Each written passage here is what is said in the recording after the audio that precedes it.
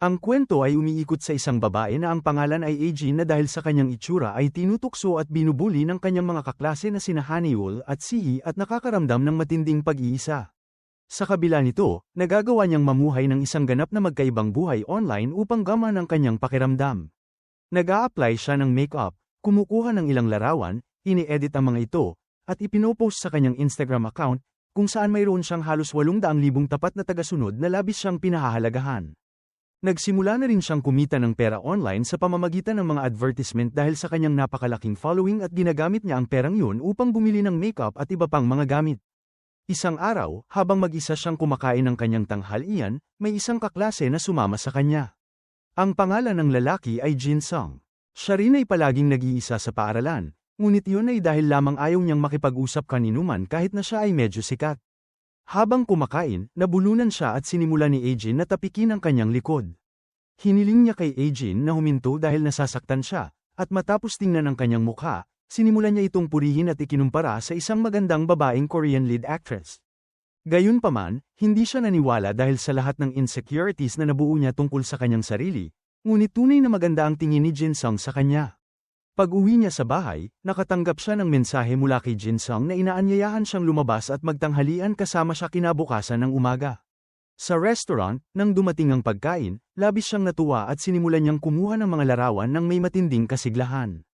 Hindi pa kailanman nakita ni Jin Sung na ganoon siya kasaya at tinanong siya kung nais niyang pumunta sa ibang lugar pagkatapos nito, ngunit kinailangan niyang tanggihan ng alok dahil kailangan pa niyang kumuha ng ilang larawan upang i-post sa kanyang Genie account.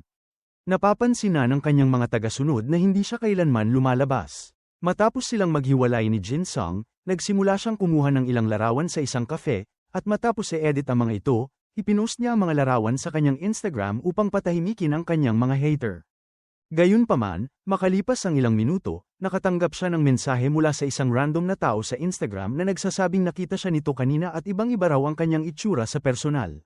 Kinaumagahan, nagising siya at nakatanggap ng good morning na mensahe mula sa hindi kilalang lalaki, ngunit binaliwala niya ito. Habang nasa klase, nagsimula siyang mag-isip ng malalim kung paano nalaman ng lalaking iyon na siya ang Genie sa Instagram kahit bago pa siya kumuha ng mga larawan. Lubos siyang nalulong sa pag-iisip tungkol dito kaya nagsimula na rin niyang baliwalain ang kanyang mga nambubuli. Pagkatapos ay nakatanggap siya ng mensahe mula sa lalaki na huwag niyang baliwalain ang kanyang mga text. Sa klase ng physical education, muli siyang nakatanggap ng mensahe mula rito na huwag siyang tumingin sa kanyang telepono habang nag-eehersisyo, at habang nalilito siyang lumilingon sa paligid, siya ay nahimatay. Sa infirmary, binisita siya ni Jin Sung at sinabi kung gaano siya nag-alala nang bigla siyang himatayin sa playground. Lumipas ang isang linggo at hindi pa rin siya nagpo-post ng larawan, kaya nag-alala ang kanyang mga tagasunod at mga advertiser at hiniling sa kanya na ipagpatuloy ang pagpo-post ng mga larawan. Napilitan siyang mag-post ng isang larawan, at habang nasa klase, binabasa niya ang mga komento na lutang sa sariling mga iniisip nang muli siyang tuksuhin ng bully at agawin ang kanyang telepono. Gayunpaman, mabilis siyang tumayo at kinagat ang braso ng bully, kinuha niya ang kanyang telepono at nakatanggap ng mensahe mula sa hindi kilalang tao na nagulat ito na naglakas loob siyang mag-post ng larawan kahit na nalaman na ang kanyang lihim. Patuloy siyang binabombard ng mensahe sa kanyang direct messages at hinihingi ang kanyang sagot. Tinanong niya kung ano ang gusto nito, at hiniling ng lalaki na magkita sila sa school lounge pagkatapos ng klase. Habang naghihintay siya sa student lounge, may isang lalaking pumasok na si Jin Sung pala. Nagulat siya nang makita ito, ngunit kakaiba ang kilos ni Jin Sung. Nagulat din ito na makita siya roon at tinanong kung ano ang ginagawa niya doon. Sinabi ni Ajin na hinihintay niya ang kanyang ina na susando sa kanya, at sinimulan niyang itulak si Jin Sung palabas bago pa dumating ang stalker. Ngunit makalipas ang ilang sandali, nakita pa rin niya si Jin Sung na nakaupo sa labas ng paaralan. Minensahe niya ang stalker at inilabas ni Jin Sung ang kanyang telepono, at nakatanggap siya ng sagot na nagkumpirma na si Jin Sung ngayon. Kalaunan, nagsimula siyang umiyak habang tinitingnan ang larawan ni Jin Sung sa Instagram. Ayaw niyang si Jin Sung ang lalaking yun, at nagkamali siyang na-like ang larawan nito gamit ang kanyang Genie account. Kinabukasan, nakipagkita siya kay Jin Sung, ngunit hindi ito kumilos na parang may alam tungkol sa nangyari. Gayunpaman, nabanggit nito na isang sikat na influencer na ang pangalan ay Genie ang nag-like sa isa sa kanyang mga larawan. Minensahe niya ang hindi kilalang lalaki upang kumpirmahin kung ito nga si Jin Sung, ngunit nalaman niyang kinumpiska ng teacher ang telepono nito. Habang naglalakad, tinanong niya ang lalaki kung ano ang gusto nito. Sinabi nito na mayroon itong isang misyon para sa kanya at tinakat siya na magsuot ng pink na lipstick bago pumasok sa paaralan. Sa loob ng silid-aralan, sinubukan niyang itago ang kanyang mukha ngunit hindi mapakali ang mga bully at sinimulan siyang tuksuhin, at nalaman nilang may suot siyang lipstick. Sinimulan nila siyang pagtawanan. Pagkatapos nito, nakatanggap siya ng mensahe mula sa stalker na nagsasabing napakaganda raw niya. Habang pauwi si Aejin, nakatanggap siya ng isang bagong kuha na larawan ng kanyang sarili mula rito. Pumunta siya sa istasyon upang hanapin ang lalaki at nakatanggap ng panibagong mensahe na sumakay sa bus na 300 PTB sa ganitong paraan. Patuloy siyang binibigyan ng mga palatandaan ng lokasyon ng lalaki hanggang sa makarating siya sa isang bahay. Pumasok siya sa loob upang tumingin at nakatanggap ng isang video ng kanyang sarili mula sa CCTV. Sinubukan niyang tumakbo ngunit isinara ng lalaki ang pinto at saka nito ipinakita ang sarili. Ang pangalan ng lalaki ay Ho-in at siya ang class president. Tinanong niya kung paano nito nalaman ang kanyang lihim. Ipinaliwanag ni Ho-in na yun ay dahil sa isang pagkakamaling nagawa niya dati nang kumuha siya ng larawan na suot ang kanyang uniforme sa paaralan at ipinost ito online. Kahit na agad niya itong binura, huli na ang lahat. Matapos magsimula ang investigasyon kung sino ang posibleng galing sa kanilang paaralan, pinili niya ang ilang magagandang babae ngunit wala ni isa ang tumugma sa imahe ni Jeannie. Napansin niya na si Haniul ay may lahat ng alahas na ipinopost ni Jeannie online, at nalaman niya na kinuha ni Haniul ang mga yun mula sa isang tao na si Aejin pala, ngunit hindi pa rin yun sapat upang maghinala. Gayunpaman, nakagawa pa siya ng isa pang pagkakamali nang ipahiram niya ang kanyang telepono sa klase. Napansin niya na ang isang telepono ay tumatanggap ng napakaraming mensahe, na hindi pangkaraniwan para sa isang normal na estudyante sa high school maliban na lamang kung sila ay isang celebrity. Patuloy niyang binantayan ang teleponong yun at nalaman niyang pag-aari pala ito ni Aejin. Lumuhad si Aejin sa harap niya upang humingi ng tawad, ngunit hindi yun ang gusto niya. Ang nais lamang niya ay manatiling lihim ang lahat. Gayunpaman, sinabi rin niya kay Aejin na ipakikilala niya siya sa kanyang kasintahang si Haniul, na kaibigan ni Jeannie at isa ring bully ni Aejin. Dumating si Haniul sa kanyang bahay at pumasok, ngunit natagpuan niyang walang laman ang silid dahil nakaalis na si Aejin, kaya umalis na rin si Ho-in. Kalaunan, inanyayahan niya si Aejin sa isang kafe kung saan maaari itong kumuha ng mga larawan para sa kanyang Instagram. Naghanda si Aejin para sa photoshoot at nagulat si Ho-in sa kanyang itsura. Sinimulan ni Aejin na kunan ng larawan ng sarili sa kanyang karaniwang paraan.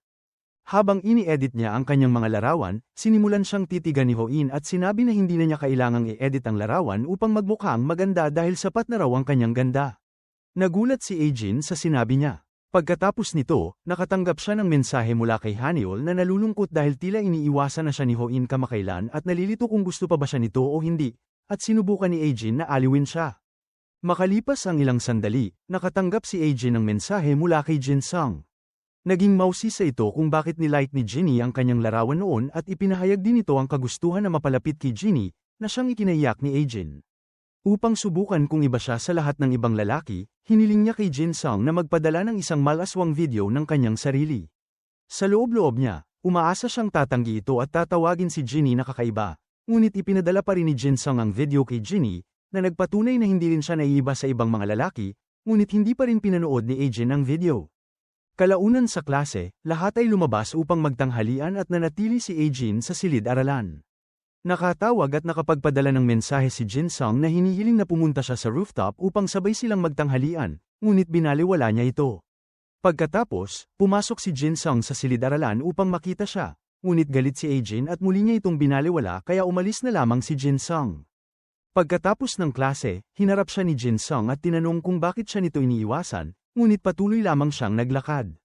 Sinabi ni Jin-sung na maghihintay siya sa parke hanggang sa pumunta siya roon upang makipagkita. Nakarating si Aejin sa bahay. Samantala, sina Hyeol ay ginighost din ni Hoan habang naghihintay siya sa labas ng bahay nito. 12:30 na ng hating gabi at nagsimula siyang mag-alala para sa kanya kaya pumunta siya sa parke at natagpuan siyang nakaupo roon. Sinabi niya kay Jin-sung na marahil ay iniiwasan siya ni Jeannie kaya sobra itong naging clingy sa kanya. Sinabi niya kay Jin-sung na pinaaalala nito sa kanya kung gaano kakilakilabot at kaawa-awa ang kanyang buhay. Nalito si Jin-sung at sinabi na gusto lamang niyang magkaroon ng isang larawan niya dahil lilipat na siya sa ibang paaralan. Sa bahay, tahimik lamang na nakaupo si Aejin. Gusto niyang buksan at panoorin ang video, ngunit wala siyang lakas ng loob upang makita ito. Kinabukasan, nagpaalam si Jin-sung sa kanyang mga kaklase. Umakyat si Jin sa rooftop at may napansin siyang isang bagay. Nalaman niya na binabati siya ni Jin Sung ng maaga para sa kanyang nalalapit na kaarawan at binilhan pa siya ng regalo habang kumakaway ito bago tuluyang umalis ng paaralan. Kalaunan, pumunta siya sa parke upang uminom ng milk tea dahil ito ang paborito ni Jin Sung. Sinimulan niyang umiyak ng malakas at tinawag ang sarili na bobo dahil nasaktan niya ang isang napakabait na lalaki tulad ni Jin Sung. Palihim na nakikinig si Hoan at nagsimulang tumawa. Pag-alis ni Jin, lumapit siya at kinuha ang iniwang milk tea. Samantala, ang kanyang kasintahang sina Hyel ay desperadong naghihintay sa kanya sa bahay. Natuwa siya nang makita siya, ngunit tumawa lamang si Hoan at inihatid siya pauwi. Sinubukan ni Hyel na kunin ang milk tea mula sa kanya ngunit marahas niyang tinanggihan ito. Gayunpaman, labis na nahuhumaling sina Hyel sa kanya at ginagawa ang lahat upang magustuhan muli ni Hoan dahil tila nawawala na ito ng interes sa kanya. Ipinakita rin ng kanyang ina na may sakit at nahihirapan, na labis na ikinababahala ni Hyel. Nagpasalamat ang kanyang ina sa kanya dahil sa paglilinis ng bahay. Kinabukasan sa paaralan, hindi alam ni Sihi ang kahirapan ni Hyel kaya iminungkahi niya ang isang foundation na nagkakahalaga ng $1,000. Biglang pumasok si Jin sa silid at kumilos ng kakaiba habang tinatawag si Hyel na pangit. Nais niyang kausapin si Hyel ngunit tumanggi ito, kaya sinimulan ni Jin na ipaalam sa lahat na si Hyel ay labis na mahirap at niloloko lamang ang lahat tungkol sa kanyang kayamanan. Mabuti na lamang at ito ay isang panaginip lamang. Pagkatapos, minensahe niya si Jeannie upang humingi ng payo sa fashion. Nakita rin niya ang kanyang crush na si Hoan na papalabas. Samantala, malungkot na kumakain mag-isa si Jin nang dumating si Hoan. Naging malapit na ang loob nito sa kanya at sinimulan siyang asarin habang nakatitig si Haniul sa kanila. Mas lalo siyang napuno ng galit kay Jin. Habang naglalakad si Jin sa unahan, nadapa siya at nahulog ang foundation box ni Haniul. Natakot siya at ibinigay ang sarili niyang foundation kay Haniul, ngunit hindi ito nasiyahan at itinapon yun habang sinisimulan siyang ebuli at ipinapakita ang kanyang selos. Biglang dumating si Hoan at malakas na sumigaw upang patigilin sila, at napaupo ang lahat sa kanilang mga upuan. Tahimik na umalis si Jin at sa loob ng banyo ay nagsimula siyang umiyak habang iniisip kung ibablock na ba niya si Haniul sa kanyang Genie account. Pagkatapos, bumalik ang kwento sa nakaraan nang lumipat si Jin sa paaralan ni Haniul. Nilapitan siya ni Haniul nang mapansin ito ang relo ni Jeannie, at sa paraang yun ay naging magkaibigan sila. Ngunit isang gabi habang nagkakainan ang kanilang pamilya sa labas, nalaman ni Jin na ang ina ni Haniul ay nagpapatakbo lamang ng isang maliit na restaurant at sila ay kapos sa pera.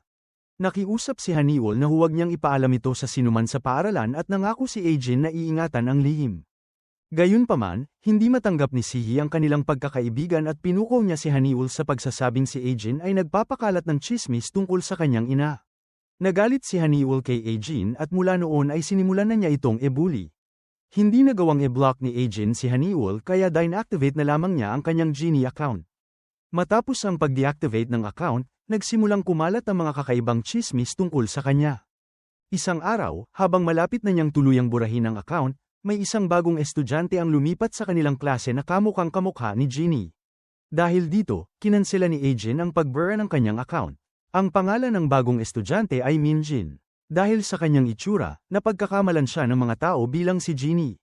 Alam ni Haniul na nagpapanggap lamang siya at sinubukan niyang sabihin sa lahat na hindi siya ang tunay na Jeannie, ngunit inakala ng mga tao na nagseselos lamang siya kay Minjin. Sinabi ni Minjin na hindi niya kailanman sinabi na siya si Jeannie, ngunit hindi rin niya ito itinatanggi. Hindi masaya si Jin sa paraan ng pagpapanggap ni Minjin bilang ibang tao kahit na maganda naman ito sa kanyang sarili. Tinawag niya itong peke. Nagsimula ng humanga ang lahat kay Minjin. Hindi inaasahan, lumapit ito kay Jin at inanyayahan siyang makipag-hangout.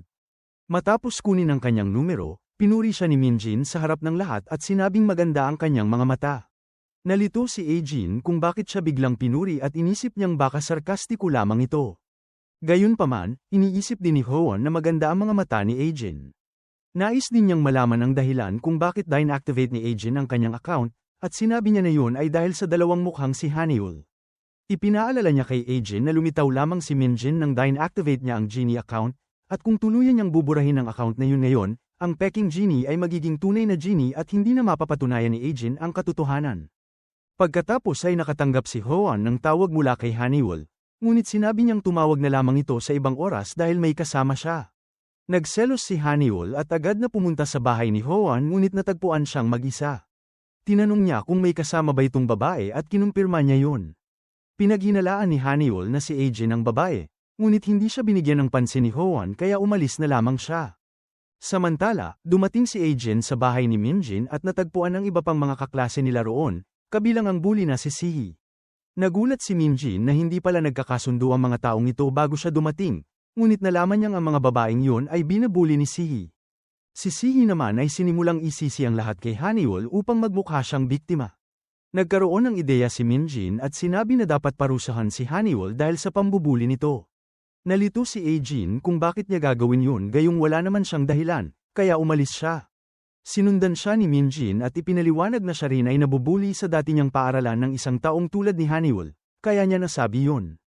Sa bahay, matapos muling i-activate ni Aejin ang kanyang account, sinimulan niyang i-post ang lahat ng larawang kinunan niya sa cafe. Natuwa si Haniwol, ngunit habang tinitingnan niya ang mga larawan, nakita niya ang refleksyon ni Hoan at ang milk tea na madalas inumin ni Aejin. Nagsimula niyang mapagtanto na si Aejin ay may lahat ng bagay na ipinupost ni Jeannie online, at nagsimula niyang pagdudahan na si Aejin nga si Jeannie. Kalaunan sa klase, sinimulan niyang titigan si Aejin. Sa oras ng tanghalian, minensahe ni Haniwol si Jeannie dahil nag-aalala siya para rito. Sinabi rin niya na may kamukha raw si Jeannie na kamakailan lamang lumipat sa kanilang paaralan, at nagkunwaring nagulat si Aejin. Pagkatapos ay humiling si Haniwol ng video call ngunit tumanggi si Aejin at sinabing kumakain siya at pangit ang itsura niya. Gayunpaman, iginiit ni Haniwol na magpadala siya ng larawan ng kanyang kinakain. Hindi nag-isip si Aejin at ipinadala ang larawan ng tinapay na hawak niya, ngunit agad niyang napagtanto ang kanyang pagkakamali at tumakbo palayo. Natagpuan niya si Haniwol na nakatayo roon at inagaw nito ang tinapay mula sa kanya. Pagkatapos nito, ipinakita ang nakaraan ni Haniwol. Mahirap na sila mula pa sa simula, ngunit nanalo ang kanyang ama sa isang malaking loto at iniwan sila upang mamuhay ng mas magandang buhay kasama ang isang magandang babae. Tinuruan siya ng ama na ang mga magaganda lamang ang karapat-dapat mahalin at ang mga pangit ay iniiwan. Samantala, nagpapagupit si Sihi ngunit nalilito siya. Iminungkahi ni Minjin na magpagupit siya ng maikling buhok tulad ni Emma Watson, ngunit agad niyang pinagsisihan ng desisyon at nagalit kay Minjin. Sinabi ni Minjin na maganda naman siya, ngunit sinimulan siyang pagtawanan ng mga kaklase dahil mukha na raw siyang lalaki. Makikita si Haniwol na nakatayo sa likuran na may luha sa mga mata. Sinimulan niyang i-message si Jeannie at nakatanggap ng notification si Aejin. Kalaunan sa bahay, muli siyang nakatanggap ng mensahe mula kay Haniwol na nagtatanong kung tulog na siya. Nagpasalamat si Aejin sa kanya sa pag-iingat ng kanyang lihim. Sinabi ni Haniwol na hindi niya ito sasabihin kaninuman dahil alam din ni Aejin ang kanyang mga lihim. Pagkatapos, nakita ni Haniwol sina Aejin at Hoan sa rooftop at nagselos siya. Lumapit siya kay Hoan at tinanong kung kilala ba nito si Jeannie sa Instagram, ngunit itinanggi niya. Tinanong niya kung bakit napakalapit nito kay Aejin, at nagsinungaling si Hoan na inutusan siya ng teacher na alagaan si Aejin dahil ito ay binabuli. Pagkatapos nito, sinabi ni Aejin kay Hoan na nagsisimula ng maghinala si Haniwol na siya si Jeannie, ngunit hindi nila alam kung paano nito nalaman. Samantala, pumunta si Haniwol sa parehong kafe at nalaman na nagdala roon si Hoan ng isang kaibigan ilang araw na ang nakalipas. Ipinaalam ni Hoan kay Aejin na bumisita si Haniwol sa kafe. Kalaunan sa paaralan, kinuna ni Haniwol ng larawan si Aejin mula sa malayo at umalis ng silid-aralan dala ang kanyang bag, na ikinabahala ni Hoan at Aejin.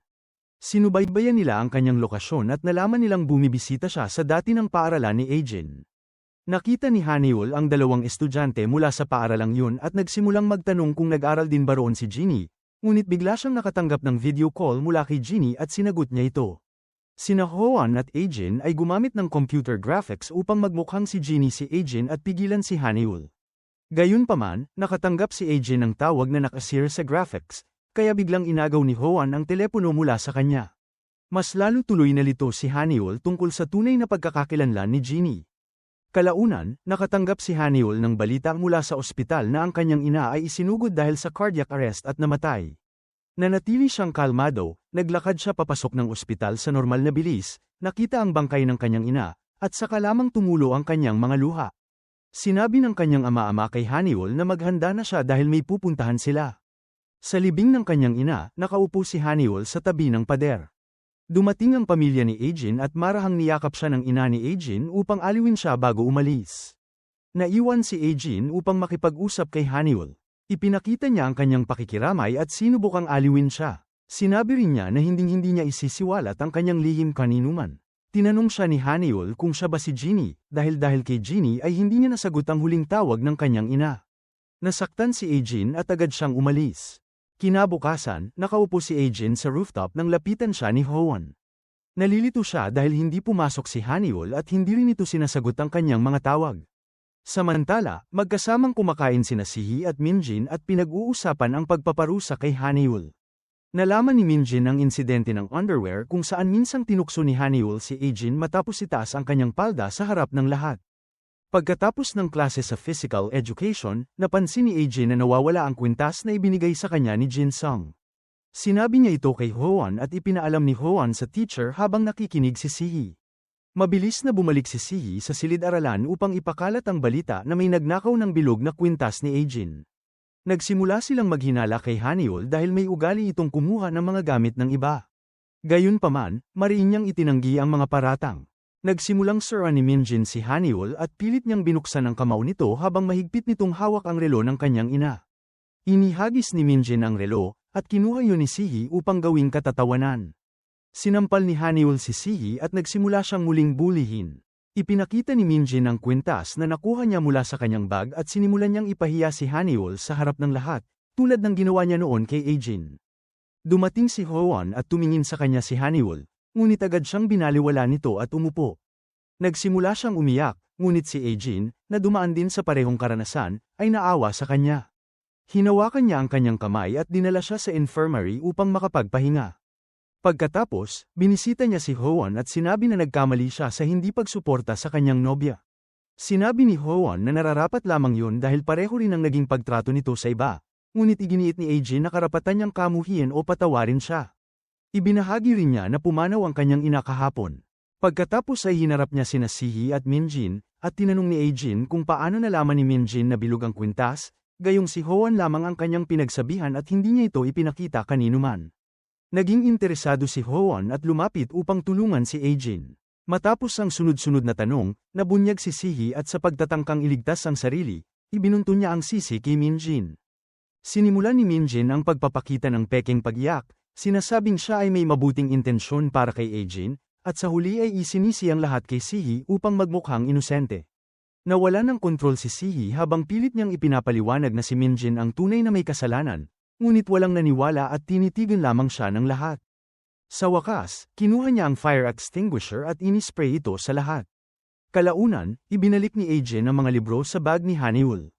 Pumasok si Haniul upang kunin ang bag, ngunit pinigilan siya ni Aejin at ibinunyag na siya si Ginny. Nagngit-ngit si Haniul at inakusahan si Aejin ng pagtataksil at paglalaro sa kanyang damdamin. Tinanong ni Aejin kung magiging magkaibigan ba sila kung sinabi niya ang katotohanan mula pa sa simula, at sumagot si Haniul ng hindi, saka iniwan siya. Naiwan si Aejin na umiiyak. Hindi nila alam na may ibang taong nakarinig sa kanilang pag-uusap. Sa ibang eksena, makikita si Jin Sung na naghahanda para sa kanyang pagtatanghal sa entablado. Binasa niya ang liham na natanggap niya mula kay Aejin, kung saan humingi siya ng paumanhin sa kanyang hindi magandang pag-uugali at inamin na siya ang kanyang unang crush. Natuwa si Jin Sung at agad na umakyat sa entablado. Kinabukasan, nag-date sina Haniul at Hwon sa rooftop cafe. Humingi siya ng tawad sa kanyang masamang pagtrato at nangakong magbabago, ngunit napagod na si Haniul at tinapos ang kanilang relasyon. Sa sunod na araw, hindi sinasadyang nahulog ni Haniul ang nail polish ni Minjin, at nagreklamo si Minjin na ito ay nasira, habang gumagamit ng cellphone si Aejin. Samantala, binubuli ni Minjin si Haniul, at ibinunyag ni Aejin na si Minjin ang nagbibihis bilang genie, dahilan upang magsimulang magtanong ang lahat. Sa sumunod na araw, nasa klase ng physical education si Aejin nang pumasok si Minjin sa silid. Hinalungkat niya ang mesa ni Aejin, nahanap ang kanyang cellphone, at nahulaan ang simpleng password at lock nito. Nang maglaon, hinanap ni Aejin ang kanyang cellphone at biglang nagsimulang pag-usapan ng lahat si Ginny. Nalaman na ginamit ni Minjin ang cellphone ni Aejin upang mag-upload ng mga litrato niya na nakauniforme ng paaralan. Tiningnan ni Aejin si Minjin habang ito ay nakangiti sa kanya. Nilapitan siya ni Minjin at inimbitahang lumabas. Sinundan siya ni Aejin papunta sa rooftop. Nang umiyak si Aejin sa takot para sa kanyang cellphone, sinamantala ni Minjin ang kanyang pangamba upang lalo pa siyang takutin. Ipinaliwanag niya na mas makabubuti para sa kanilang dalawa kung walang makakaalam ng kanilang lihim, dahil si Ajin ang magiging target ng pambubuli dahil sa kanyang itsura, hindi siya. Pagkatapos ay umalis siya habang umiiyak si Ajin. Habang nasa opisina ng teacher palihim na kinuha na ni Horan ng litrato ang profile ni Minjin. Samantala, nagsasaya si Minjin habang sinusuri ang cellphone ni Ajin. Nabasa niya ang mga mensahe ni na Ajin at Haniul, nakita si Jin Sung, at nakilala siya bilang K-pop idol mula sa Asta. Nalaman din na si Sihi ay nakikinig sa lahat ng ito. Habang napapansin ng mga tao na kakaiba na ang mga post ni Genie at wala na siyang ina-advertise na produkto, napagod na si Ajin at binura ang litrato na in-upload ni Minjin, at pinalitan ang password ng kanyang account. Sinubukan ni Minjin na mag-upload ng mga litrato kasama ang kanyang mga kaibigan sa Instagram, ngunit nalaman niyang napalitan na ang password. Matapos bumili ng bagong cellphone, nakatanggap si Ajin ng mensahe mula kay Horan na makipagkita sa kanyang bahay. Nais niyang malaman kung paano nagagamit ni Minjin ang account ni Genie at nalaman niyang kinuha ni Minjin ang cellphone niya noong klase ng physical education. Ibinahagi rin niya na habang sinisiyasat ang nakaraan ni Minjin, may natuklasan siyang lubhang mapanganib tungkol dito. Nalaman niya ang pangalan ng dating paaralan ni Minjin. Noong nasa 10th grade si Minjin, may class cafe at isang estudyanteng nagngangalang Pluto ang namamahala sa pag-post ng mga litrato online, at si Minjin ay nasa lahat ng mga yon. Nakilala niya si Pluto sa pamamagitan ng social media at doon niya nalaman ang tungkol kay Minjin. Isa pala siyang sociopath na unang nagpapakita ng kabaitan bago ilantad ang kanyang tunay na pagkatao. Isa siyang taong kayang sirain ang buhay ng iba nang walang pag-aalinlangan. Nang gabing yun, nakatanggap si Ajin ng mensahe mula kay Minjin na nagbabanta na ilalantad ang password. Kinaumagahan, nilapitan ni Minjin si Haniul at sinimulan nitong purihin. Habang pinagmamasdan ni Ajin, sinubukan niyang makipagkaibigan kay Haniul at nagkuhanan sila ng mga litrato. Pumunta sila sa rooftop, kung saan duwag na hiniling ni Minjin na makita ang kanyang cellphone. Tumanggi si Haniul at nagbantang ilalantad ang lahat ng kanyang nakita, kabilang ang isang malaswang video na kinasasangkutan ng K-pop star na si Jin Seol. Nagalit siya at nagsimulang lumaban, ngunit pinagtawanan lamang siya ni Minjin at nagbantang ibubunyag ang password bago ilantad ang kanyang pagkakakilanlan, at pagkatapos ay umalis. Nagkaroon ng talakayan ng klase ni Ajin tungkol sa pagdaraos ng isang selebrasyon dahil gagraduate sila bukas. Nagkaroon ng magandang ideya si Hoan at nais niyang gawing mas engrandi ang pagdiriwang. Iminungkahi niyang si Minjin ang mag-host ng isang live show gamit ang Genie account upang maging mas hindi malilimutan para sa lahat. Hindi nagustuhan ni Ajin na malinaw na pinoprovoke ni Hoan si Minjin. Hindi maintindihan ni Hoan kung bakit bigla siyang takot na takot kay Minjin. Ipinaliwanag ni Ajin na may malaswang video si Minjin tungkol kay Jin Sung na ipinadala nito kay Genie. Tinanong ni Hoan kung tungkol saan ang video, at sinabi ni Ajin na hindi niya ito pinanood, ngunit hindi niya kayang isugal dahil maaaring ilabas ni Minjin ang video at tuluyang masira ang karera ni Jin Sung. Dumating ang araw ng pista. Paulit-ulit na may mensahe ni Minjin si Ajin upang ibigay ang password. Pumasok si Ajin sa hallway at nakita sina Minjin at Haniul. Nanood sila ng palabas ng Joker, at inanyayahan ng Joker si Haniul sa entablado. Matapos kunin ang kanyang bag, sinimulan siyang pasayahin ng Joker. Maya-maya, naging abala ang lahat sa isa pang palabas at nagtakbuhan patungo roon. Hinanap ni Minjin ang cellphone ni Ajin ngunit wala na ito, at nakita niyang nakatitig sa kanya ang Joker. Lumapit si Minjin kay Haniul, kinaladkad siya papasok sa isang silid, at paulit-ulit siyang sinampal habang hinihingi ang cellphone. Dumating si Hoan, ibinagsak ang cellphone, at ito ay nabasag. Kinuha ni Minjin ang cellphone, at bigla siyang nakatanggap ng tawag sa sarili niyang telepono mula sa Data Recovery Agency na nagsasabing na ibalik na nila ang data, kabilang ang ipinadala ni Jin Sung kay Genie. Minensahe ni Hoan si Ajin upang ipaalam na nabasag niya ang kanyang cellphone. Pagkatapos, lumitaw si Minjin at nagsimulang takutin si Ajin upang ipasok ang password sa kanyang telepono. Nang hindi siya tumugon, kinaladkad siya ni Minjin sa isang silid at sinabi na naibalik na ang data at kung hindi siya susunod ay ipapakita ito sa lahat. Tumanggi si Ajin at umalis, at doon niya nakita si Jin Sung na dumating upang makita siya. Lumapit si Jin Sung upang makipag-usap, ngunit halatang natatakot si Ajin kaya nag-usap sila ng pribado. Sinabi ni Jin Sung na dumating lamang siya upang makita siya, ngunit hindi man lang siya mukhang masaya. Napaluha si Ajin dahil pakiramdam niya ay hindi siya karapat-dapat sa pagmamahal nito. Ibinigay niya pabalik ang regalo ni Jin Sung at umalis. Ngunit napansin niya na inilantad ni Minjin ang malaswang usapan nila ni Jin Sung. Mabilis siyang tumakbo patungo sa mikropono upang sabihin sa lahat na siya si Genie, ngunit walang pumansin sa kanya dahil isa lamang siyang walang kilala. Habang tinatanong ng lahat si Jin Sung tungkol sa usapan, mas nababahala at nalulungkot siya sa mga sinabi ni Ajin. Gayunman, mabilis siyang lumapit sa laptop at pinatugtog ang video, at nalaman ng lahat na hindi pala ito isang hubad na video kundi isang video niya habang kumakanta gamit ang kanyang magandang boses. Pagkatapos, inihayag niya ang kanyang nararamdaman para kay Ajin nang hindi binabanggit ang kanyang pangalan, at umalis. Dahil hindi ma-access ni Minjin ang Genie account at hindi niya masimulan ang live stream, nadismaya ang lahat at inisip nilang nagsinungaling siya tungkol sa pagiging si Genie. Kalaunan, nakatanggap ang lahat ng mensahe dahil nag-post si Ajin ng isa sa mga kanta mula sa album ni Jin Sung bilang rekomendasyon, at isinulat din niya na nahack ang kanyang account. Nagsimulang tumingin ang lahat kay Minjin. Upang makapaghiganti, sinabi niya sa lahat na ang tunay na Genie ay si Ajin, ngunit walang naniwala sa kanya. Nawalan siya ng kontrol habang pilit niyang kinukumbinsi ang lahat, ngunit patuloy silang hindi naniwala. Biglang binuhusan ni Sihi ng kumukulong tubig ang kanyang mukha at malakas na tumawa. Nang gabing yun, habang nakaupo si Ajin sa parke, itinapon niya ang poster ni Genie. Dumating si Jin Sung, umupo sa tabi niya, at ibinalik ang kanyang kwintas. Pagkatapos ay hinalikan niya siya ng marahan.